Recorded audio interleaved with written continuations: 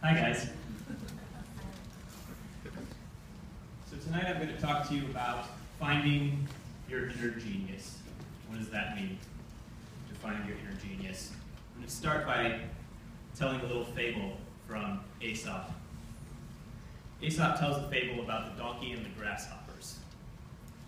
The donkey heard the grasshoppers singing a beautiful song, and he wanted to sing like them. So he went to the grasshoppers and he asked, "How do you sing like that?" And the grasshoppers said, "Well, we eat dew off the grass." So the donkey started eating dew, and within 3 days he was dead. So, what's the moral of the story?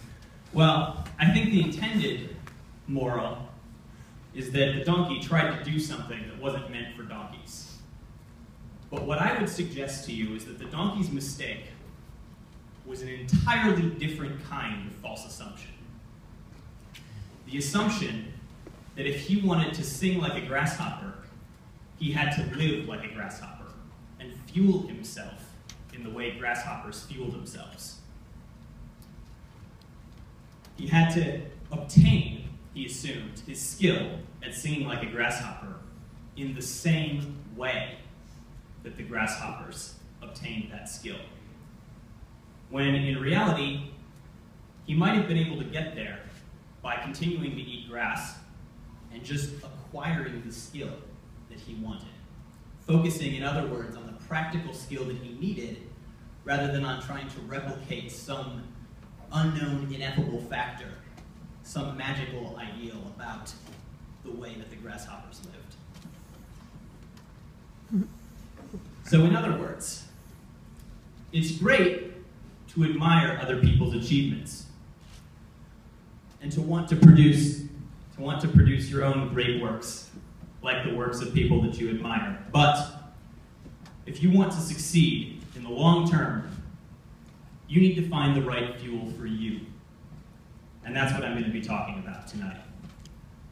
What inspires someone else may not inspire you, but if you find a limitless source of inspiration that fits you and the way you think, the rest will follow on its own. And I'm going to explain how that works. Hunter S. Thompson, the author of Fear and Loathing in Las Vegas, wrote a letter to his friend, and his friend had asked, "How do you find out what you should aspire to in your career?" And Hunter Thompson wrote him back this. Well, he wrote him a whole letter, but he said this. He said, "Make the goal conform to the individual, rather than the individual to the goal." So what does that mean? It means that when you're looking for a way to find the skills and achieve the things in a scientific field or in any field, the most, you could say, Zen-like, water-flowing downhill sort of way to go about it is to find a way to make the goals come to you, rather than the other way around. And I'm going to explain how to do that today in 7 steps. And 7 steps sounds like a lot, but they're very simple steps. And we're going to walk through each one of them right now. So step 1. Stop thinking of geniuses as a separate species. Yeah, there are prodigies. They happen. Mozart playing piano at age 3. Einstein, who, contrary to popular belief, actually did really well in his math classes. Some people, just from the beginning, are just these freak prodigies, and they just do incredibly well at a certain thing. But statistically, they are exceedingly, vanishingly rare, those kind of people. For the other 99% of the people that we call geniuses, success comes down to 2 things: early exposure and long-term practice.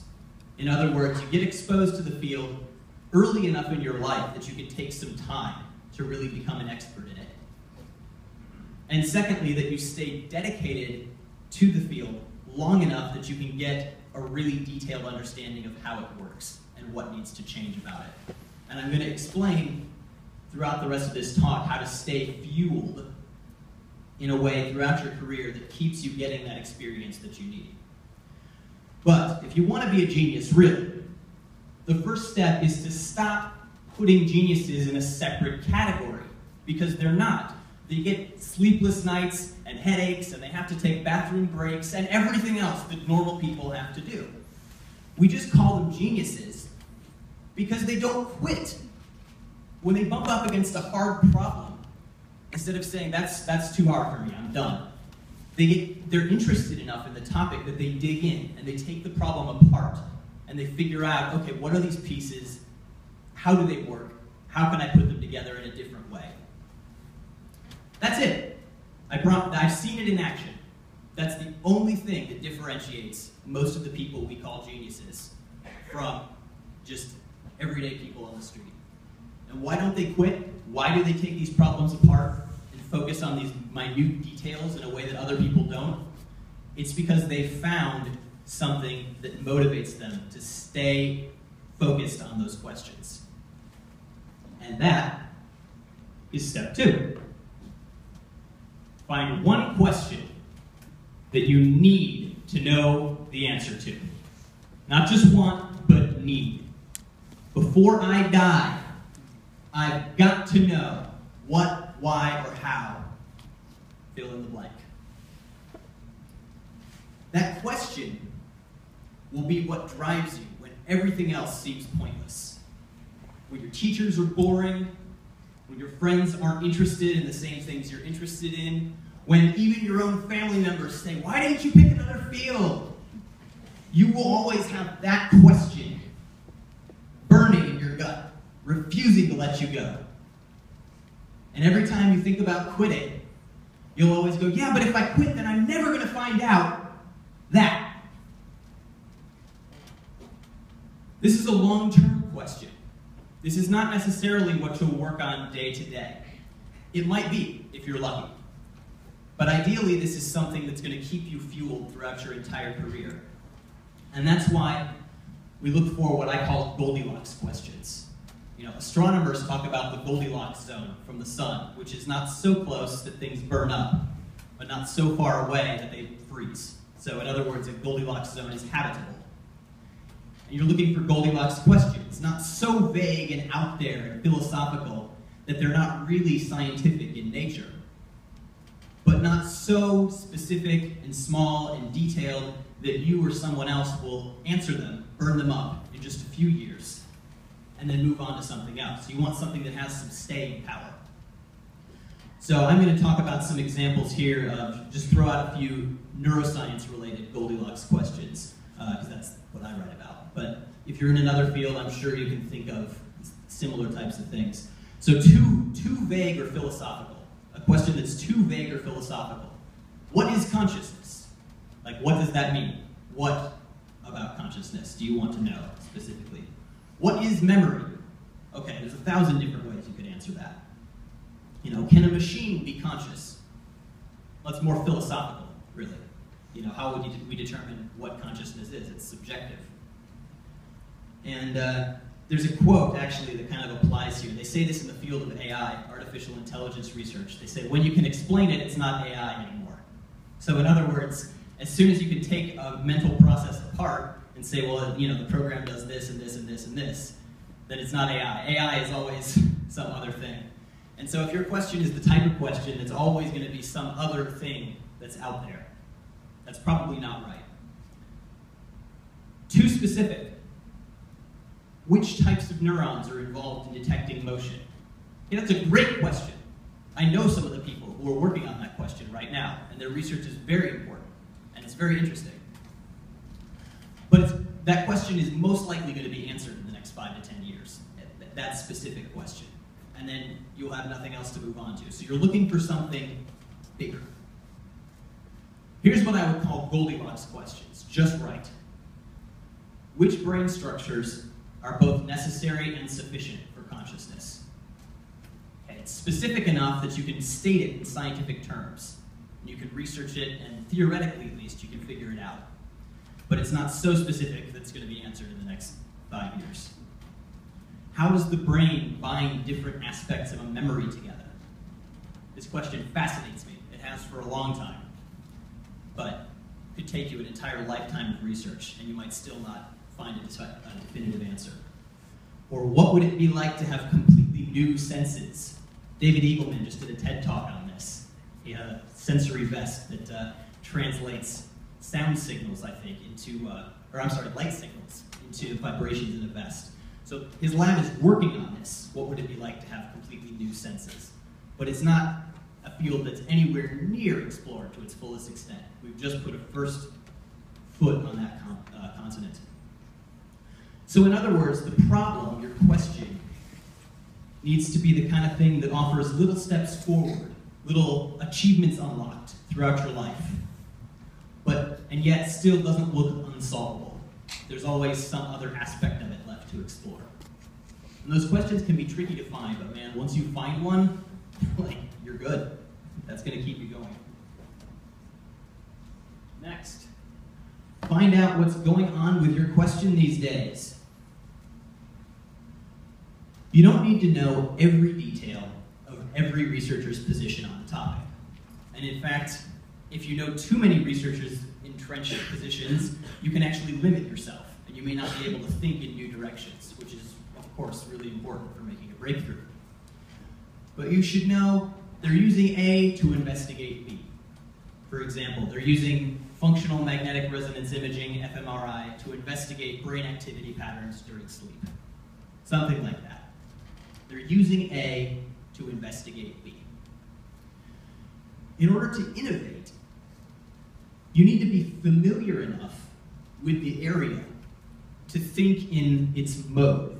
In other words, to see what works, what's blocked, what new developments and new information would mean for specific aspects of it. For instance, let's say you're doing data analysis research on connectivity in the cerebral cortex, in cortical columns. Okay, if you want to innovate, it's not enough just to know what's in your Neuroanatomy 101 textbook. You need to know what techniques people are using right now to map cortical connectivity. You need to know what types of hardware and software and data analysis methods are being used to crunch those numbers right now. And most importantly, you need to develop a clear and specific wish list for what kinds of breakthroughs or technologies or information you would want to see that area of the field more clearly, or to solve a question that you want to answer. In other words, don't just memorize others' work within the field. Think about their processes for yourself. Think about what's working, what's not working. Because one day, once you're thinking in the mode of this field, you're going to come across some seemingly unrelated piece of information out of left field. And it's going to be the piece you need to say, that will get us over that hump into a position where we can understand this. If you're studying, to go back to the cerebral cortex connectivity example, you might one day be reading, a biology paper, and you'll read about some enzyme, and you'll think, we could use that to catalyze this reaction, and then we'll know this, which we've never known before. Or you might read a paper about a new search algorithm that Google is using. And you might say, that'll be perfect for correlating this with this. And it'll be something completely out of left field, and that's how you make a breakthrough. So in essence, you want to be familiar enough with the field that you can see those kinds of things. But at the same time, you don't need to specialize to the degree that you won't be able to think about anything else. Just enough to know what the problems are, and in theory, in terms of just how you understand the way the problems are set up, to understand what would be necessary to change the way we approach them. The most cutting-edge research can sometimes be a blind alley, and you may be the person who brings totally new thinking to that field. So just learn who's working on it, and how they're working on it, and where it's stuck. Transdisciplinary research, that's where it's at. Boundaries between old disciplines are breaking down. Everything is becoming data. And if you can analyze data, you can cross those boundaries. I'm going to get into that more in a little bit. And you may only get rid of one particular blockage in the field, which is why, again, this question will continue to drive you throughout your entire lifetime. because you'll solve that one question, and they'll say, well, now we know that, but that raises this whole set of questions. And then you'll go on to those. Again, that's why you need a big question. But when I say find out what's going on with your question these days, I don't mean wait for your classes to tell you. I mean go on Google, Wikipedia, start there, Google Scholar, find some open source papers, and just find out. Just start reading. If you come to a technical term you don't know, look it up. That's exactly what I did. That's how I started. And just find out how far you can get without having anyone explain anything to you. You may be shocked how far you can get without having to ask anyone other than a search engine a single question.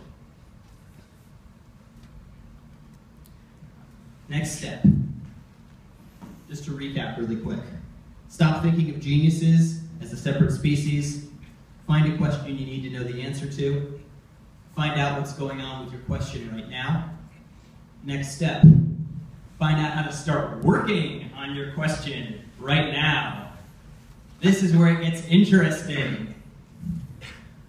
Find out what the barrier to entry is for new hobbyist experimenters. It is often way lower than you think. You guys probably, some of you have some experience with this. I was out there touring your library and some of your labs before I came up here. And there's a lot of, I can see, data being shared between groups in different disciplines. That is exactly the kind of stuff I'm talking about. Find out. Go talk to the people in that department. You guys right here are in a perfect position to do that. Just go talk to the people in that department and find out, you know, what if I wanted to study this? How do you guys do it? What would I need to know how to do? For example, this is a personal example from my own life. Anybody with an internet connection and some basic knowledge of statistical programming can pull brand new correlations out of public domain fMRI data. Okay, let me break that statement down a little bit. So fMRI, functional magnetic resonance imaging, those are those brain scanners where you light it, records, and records videos of brain activity. But what a lot of people don't realize is that when you go to an fMRI lab, I know before the first time I visited one, I was expecting like this big sort of like Frankensteinian chamber with a big brain scanner and all these people sort of like testing things in it. But it's not like that at all. Actually, the people who work in those labs, they spend maybe a couple hours a week actually scanning people's brains.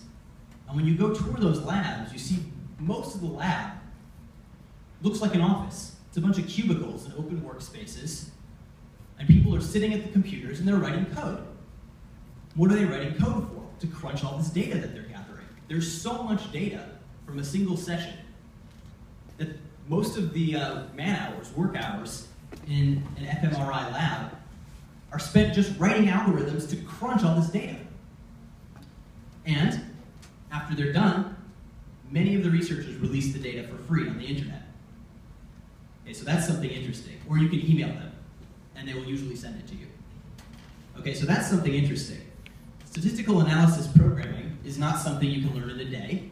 Okay, it's not HTML, but you can take an online course in it. Coursera right now actually is running a great, I'm going to hype Coursera for a second. They're running a great series of free courses actually in statistical analysis programming with R. And that's a perfect language for pulling data out of data sets like this. Okay. That might not be at all what you're interested in. Doing statistical analysis of fMRI data may have nothing to do with your interests at all. But the point that I'm trying to make here is that for many types of fields, very technical scientific fields, all you really need to break in is a computer, an internet connection, and an email account. And you're in. Just, like I said, talk to people in other departments, find out what you need, think about what kinds of data you want, and find out where to get it. And then email the person who has it and get it. I've got researchers from all over the world in my Skype contacts. I've got Nobel Prize winners in my Skype contacts. And I say that not to say, like, I'm so great. I say it to say they're so nice. You can just email these people out of the blue, and they'll respond to you, and they'll send you their work. It's incredible. It's so cool. These are not Hollywood celebrities hiding from the paparazzi. Most of the time, they love to talk about what they're working on. They love to share their findings. You don't know until you try. A lot of times, they will respond to you within like 24 hours. It's amazing. And as you're doing this, as you're figuring out what's necessary, what kind of experience, what kind of skills do I need to start working on my question right now, keep in mind that you don't need to be a PhD or a genius, so-called genius, in order to make an original discovery. And as a corollary, PhDs and geniuses make mistakes just like anybody else. So if you make mistakes, it's not like you're on the wrong side of some wall that you can't cross. It's not a wall, it's a slope. And it's a steep slope sometimes, but it's like anything else in life. The more you do it, the fewer mistakes you make. And the sooner you start, the sooner you can make those mistakes and get them out of the way. So ask dumb questions. Go to people smarter than you and ask dumb questions. And you will be really surprised at how willing they are to just talk with you. And also, of course, that's what your classes are for. That's what your professors are for. But I know professors are not always available. So experimentation is really the key. Get hands-on. Make mistakes, that's fine. But get hands-on and just start doing the work. Start seeing what it feels like to live in that skin of a researcher in the area that is focused on your question. Okay, so after you find out what's going on with your question and how to start working on it,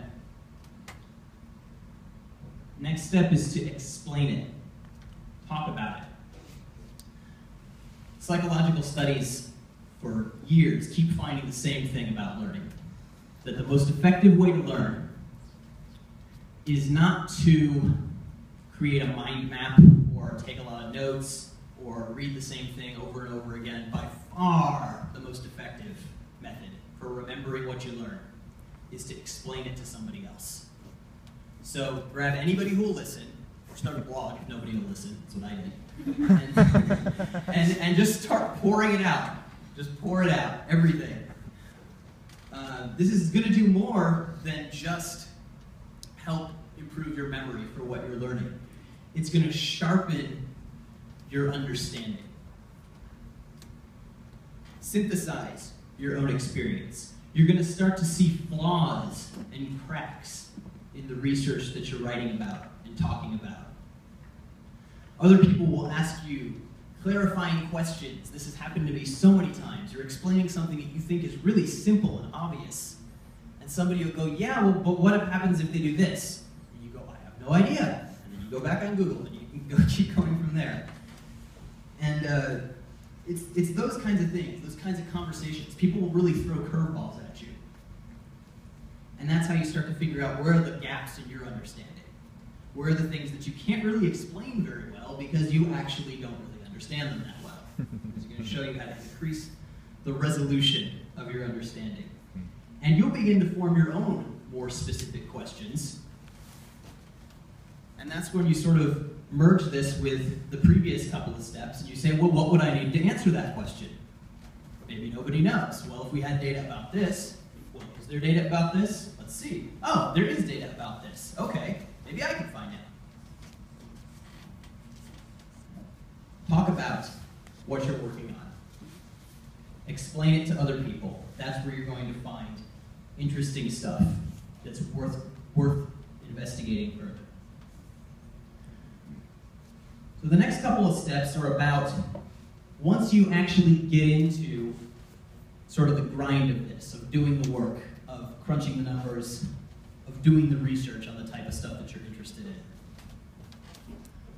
Find an environment that actually rewards hard work. This is a big one. I'm not talking about money, necessarily. But I'm talking about finding a place, a career path or an area where you've got room to move. Not just move up, but to move around. Where if you work hard, you can produce data or some kind of a method or something, and other people can build on that. and keep going. And there's some kind of feedback and exchange between you and the people you work with. A lot of people, especially in my generation, complain that what our parents told us isn't true. You know, the American dream is dead. Hard work doesn't really get you much of anywhere. And the sad thing is, in a lot of fields today, that's true. The worst places I see it are, one is in corporate jobs, in jobs for big companies, where, you know, he who kisses the most ass moves up the fastest. That is sadly true, and really, really sadly, it is almost always true in education. It's sad, but our, especially primary school teachers and high school teachers, the ones who work the hardest are not the ones who get the best jobs. It's the ones with the best contacts. This is not true of every field. And I know a lot of people end up working in corporate jobs, and you don't always have a choice. And I get that. I worked in corporate jobs for at least 7 years before I made any money from journalism. So, I get it. It happens. But that's not the end. And that's why hard work alone isn't enough. It's crucial, but it's not enough. Think about it this way. If you were in charge of a military campaign, your entire strategy wouldn't just be, well, we're going to show up to the battlefield every day on time and fight as hard as we can. And that's it. That's the entire plan. You don't, that results in nothing. You have to plan your career path strategically.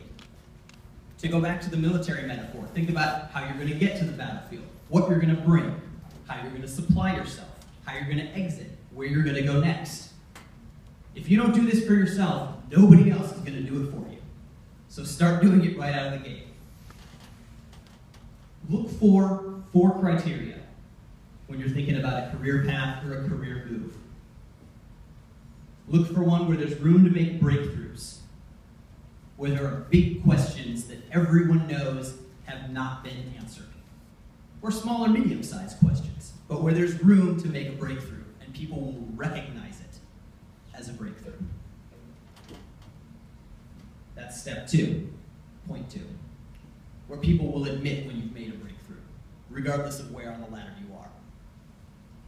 Third, where you're allowed to share your techniques and results freely, where when you find something, you can and should give it to others, and they build on it, and they can give it back to you improved, and back and forth like that.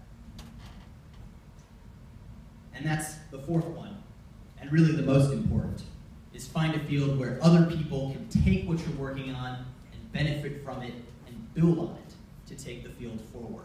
In other words, find at all costs a working situation where you can share what you're doing with others and use that to help them take their own careers farther, because that's how you're going to get recognition. And I'm not talking about just recognition for recognition's sake. I'm not talking about an ego thing. I'm talking about a place where hard work is rewarded so that you're motivated to keep working your hardest. Okay, we can't control a lot of these factors. We can't control what age or ethnicity we are, or how wealthy our parents are, or what city we're born in. But what we can control is how we choose to interpret and interact with the situations in which we find ourselves. There are hard limits. There are always hard limits. There are hard limits, ultimately, if nothing else, in the laws of physics. But within those limits, we often have a lot more control than we really think we do. Part of the reason may be that we don't want to admit this. Maybe that having that much responsibility is scary. To think that really, if you were willing to give up a virtually limitless amount of the things you hold tightly to yourself, that you could go anywhere. But that's a scary thought. And it's tough to make choices within that framework. It's exhausting. But the alternative is so much worse, because the alternative is never knowing how far you could have gone if you'd done that.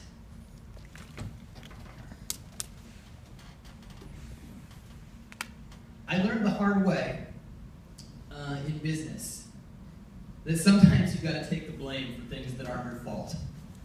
I did this, okay, this is a little story from when I was working in a magazine. If you ever work in any kind of corporate environment, never do this. I got in trouble for a story that I was editing. And the boss of the magazine, the editor-in-chief, called me into her office. And she said, well, look at this. People are complaining about this error in the story. And I said, well, I'm really, really sorry. But this other guy told me that it was okay. He checked it. And that guy and I were enemies from that day forward. Take responsibility sometimes for things that you don't really think are your fault. Maybe it's not your fault. But you gotta say, okay, you're right, maybe it's not my fault, maybe it is, maybe it isn't, but I'll fix it. And that's how you kind of get out of those type of situations. It prevents a lot of fights, and it's also really a mark of maturity. So, it's easy to look for somebody else to blame for why you don't have an environment that rewards hard work. It's easy to say, well, I didn't have a choice. I got to, pay this car bill. I got to pay this mortgage. I got to pay, whatever it is. I can't leave my city. I can't leave my friends. I can't leave. Okay, those are your choices. Those are choices you made, and you can unmake them, if that's what you really want. And when you take the blame yourself, the funny thing is, you think it's going to be this horrible thing. But actually, once you just say, you know what, I'm just going to make the choice. The weird paradoxical thing is, all the responsibility, the whole feeling of responsibility, just disappears off your shoulders. And you kind of feel like you're just like, wow, I can just kind of do anything. And you can. I know it sounds totally ridiculous, but just try it. It really does work. And if you can see that you're falling into that trap, that means it isn't too late. If you see that this, the 4 things I said, room to make breakthroughs. Breakthroughs are recognized. You're allowed to share your techniques and results freely, and others are allowed to benefit from and build on that. If you can see that the area where you're working doesn't fit that idea, it's not too late. You can get out, and you can do something else. It all depends on how much you're willing to give up along the way. And I know that's hard, but it's a way out. And remember, also, that people are a part of your environment too. Surround yourself with people smarter than you, with people who feed you positive energy. Keep that in mind. That is a huge part of finding the fuel to keep working, is to surround yourself with people who, no matter what, are telling you, go, go, go. It's so crucial.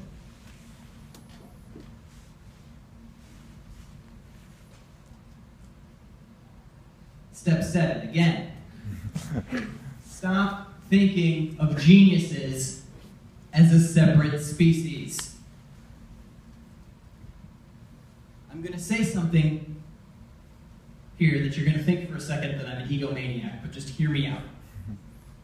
I hate when people come up to me after some article that I've written or talk that I've given or something, and they go, wow, you're so smart. And here's the reason why I hate that. Because what they're really saying is, wow, I'm so dumb. I could never do that. And I hate to see people put themselves down like that.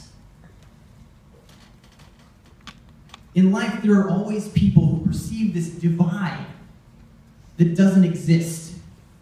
I often talk about it with the metaphor of a curtain. There are people who are on the audience side of the curtain who just love to be amazed and they don't really care, like the grasshopper watching the donkeys. They don't really want to know how it works. They just think, wow, it'd be cool if I could do that, but I can't. And that's okay sometimes. I'm not saying go to magic shows and spy on how they do every trick. Sometimes it's okay to be on the other side of the curtain. But when you're watching, a talk or a presentation or something by someone who's working in the field that you want to work in, sometimes studying the exact questions that you want to study, that's when you need to be saying, that should be me behind that curtain. I want to see how he's doing that. A lot of people don't really want to know how the show works. They just want to be impressed.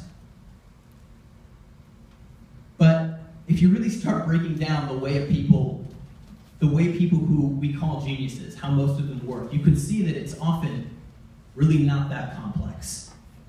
They put a lot of work in, and they don't quit. But beyond that, it's just get your butt in the chair and stay there until you figure it out. For the vast majority of geniuses, like I said at the beginning, their success really comes down to two things: early exposure and long-term practice. And another point that I want to make about the early exposure is that it doesn't necessarily have to be early in life.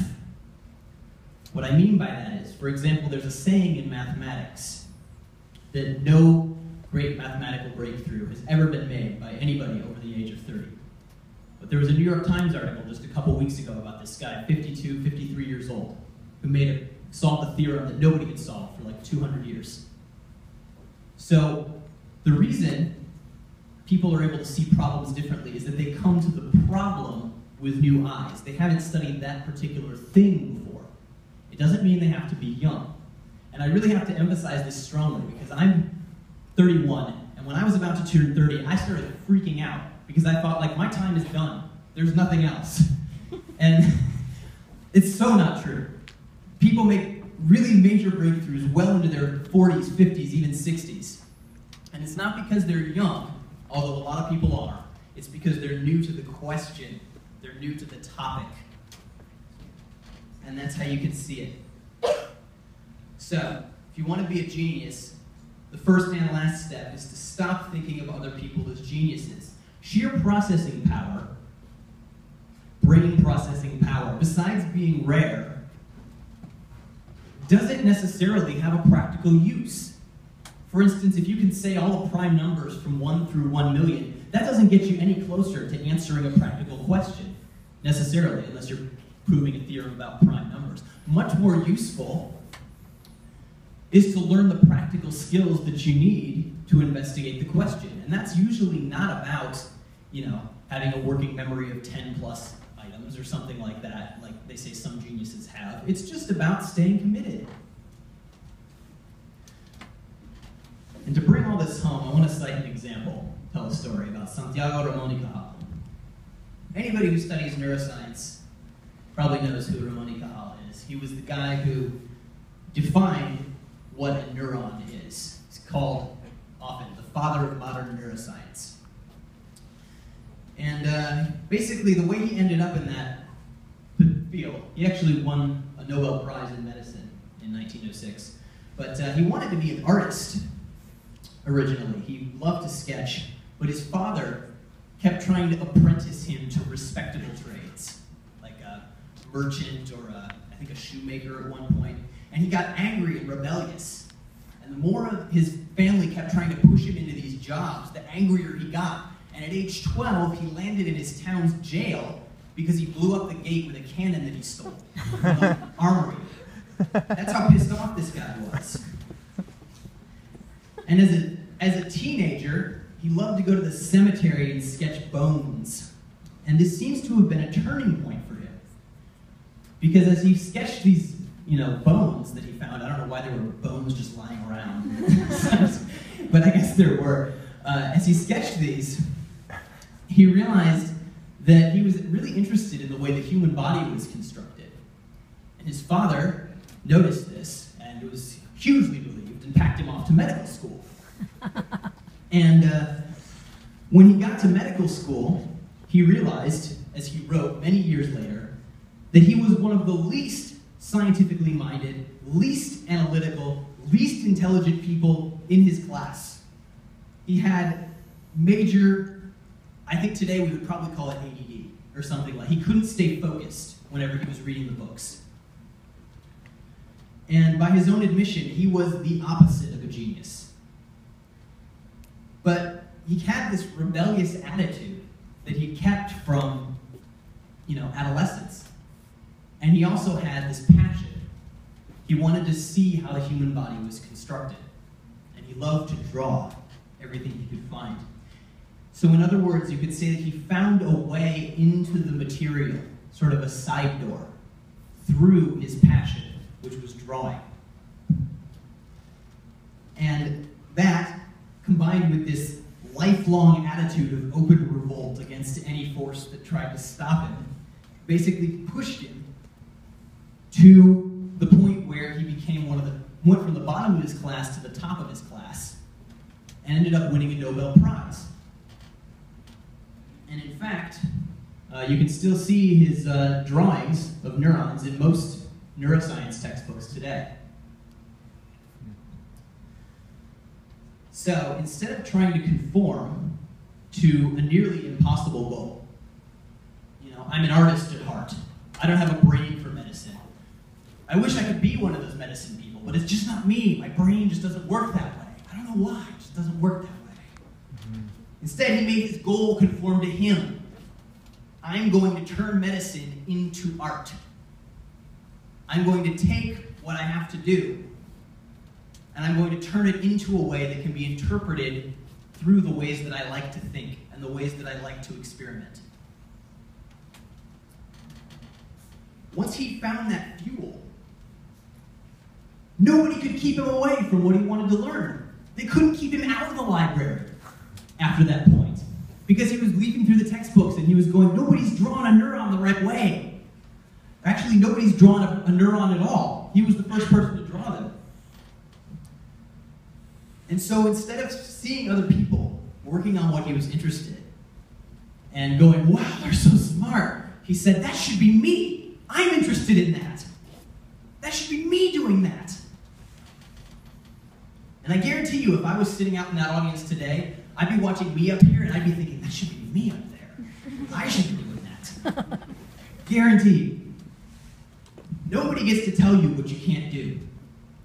Let me say that again. Nobody gets to tell you what you can't do. Make your goal conform to you. Find what you're interested in, translate it into something you can work on, and start working on it. Now. As soon as possible. Make your goals conform to you. And that's how you find your inner genius. That's me.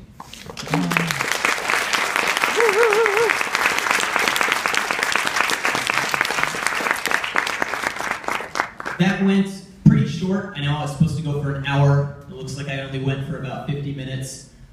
We're going to open up for a Q&A at this point anyway. So I got nothing else to say. Fire away. The mic is just sharing. People in the audience. Yeah. Anyone have a question? Thanks so much, Ben, for coming. I was just wondering, so what is your Goldilocks question? All right. Thanks. My Goldilocks question is actually one of the ones that I mentioned in my list of Goldilocks questions. It's what brain structures are both necessary and sufficient to produce consciousness. And there's been so much writing on that throughout all of human history, and we are nowhere even close to an answer. People since the ancient Greek philosophers in the 400s BC have had theories about this, and we still don't remotely know. There's a lot of theories out there. There was one, the one that I particularly am interested in is one that was put forward by Christoph Koch and Francis Crick, one of the co-discoverers of DNA, in a 2005 paper, which said that a brain structure called the claustrum, which kind of coats the inside of the cerebrum, is probably pretty crucial for it. It serves a lot of the functions. But that's definitely not going to be the entire answer, and it's, I'm sure, even if it does turn out to be a major portion of the answer, it's still going to take a lot more detailed exploration of how that works before we have any idea of how to answer that question with any kind of specificity. And so I am by no means an expert in performing original research on it, but I stay read up on it, and I'm really excited actually about some recent papers that have come out on that topic, which I would be happy to talk to about people afterwards, but probably not right now. So.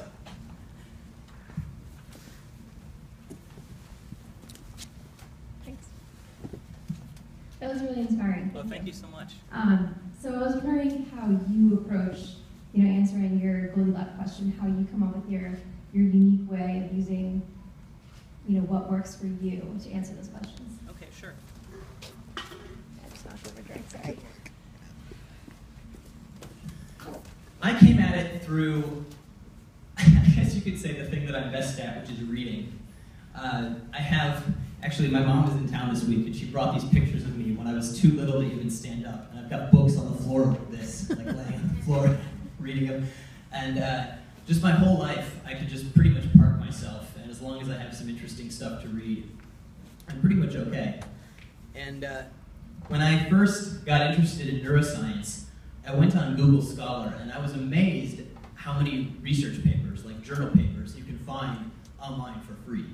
And I downloaded, actually I have this pretty big archive that I built up pretty quickly, just stacks and stacks and stacks of these that I printed off, and way more saved on my Google Drive. And just every day and every night, like whenever I had a free moment, I would just read absolutely everything that I could. And of course, writing is the other thing that I love to do, and so I had kind of that step in there as well, explaining along the way everything that I read. I tried to write about it. And somehow that process of constantly taking in information and constantly synthesizing everything I was learning into my own explanations really helped me clarify my understanding of everything I was working on.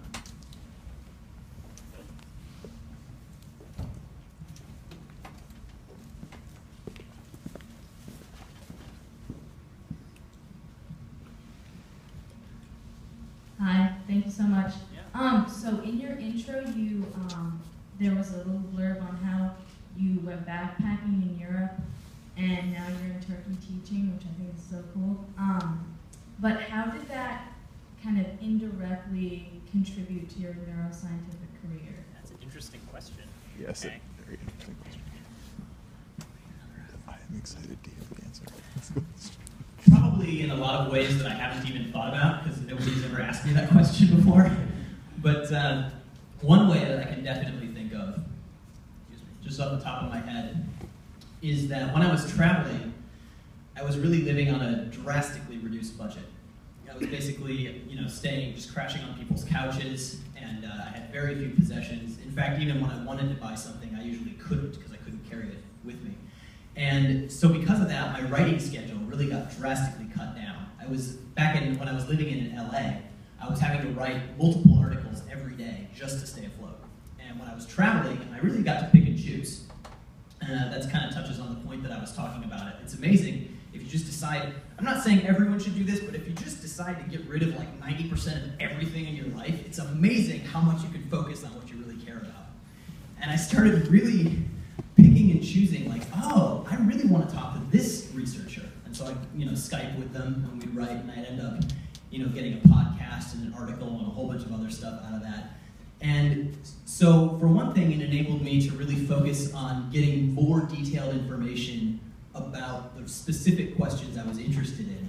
And at the same time, I think it enabled me to produce much more passionate, authentic content, where like my passion for the questions was really coming through. I have a question. Yes. A lot of our majors in here are behavioral neuroscience. In your opinion, what do you think are the subfields in behavioral neuroscience that are most primed for a breakthrough, or the most Goldilocks-ish Okay, territory? that's an interesting question. Okay. Are you talking about specifically human behavioral neuroscience, or No, just no, no, anything? in general. Okay. I think decision making is a really, really great one.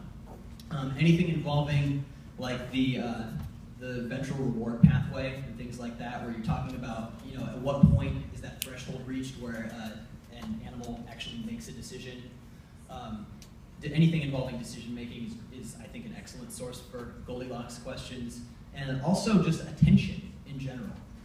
There's a lot of papers on how the neural correlates of attention look, but there's very little specific research on how it arises in the first place, and how attention from different sources competes, and how certain processes that capture attention sort of transfer over somehow into conscious awareness. And I think those are all really interesting questions.